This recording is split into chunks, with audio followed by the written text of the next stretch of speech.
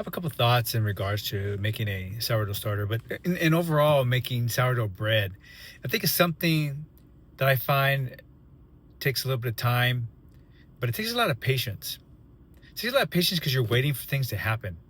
Not necessarily that you're putting in a lot of work as far as physical work, but you do a little bit of work, let the starter do his thing, let the flour and water mix and come up with this timeline of mixing the starter, mixing the flour, mixing the water, and you get bread at the end of it.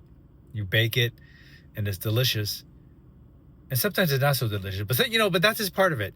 But making the starter, it takes time. It takes about 10 to 14 days. You're like, well, I can go down and just buy a loaf of bread. But there's something about using your hands and using these ingredients and mixing them together that gives you a sense of satisfaction. That's what I like about sourdough bread. I've taken water and flour and I've yielded the yeast and the lactic acid out of it to make a starter, which I was going to take that as a leavening agent, mix in more flour and mix in more water and add a little bit of salt.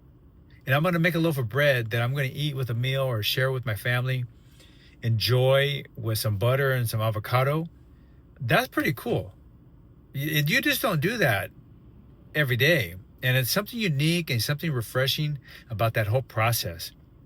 Take a couple of simple ingredients and turn them into something amazing. And amazing, and the flavor and all that is great. But it's also amazing that you take that time and you share this with family, you share this with friends, and they enjoy it too. And next thing you know, you're having a meal around a loaf of bread.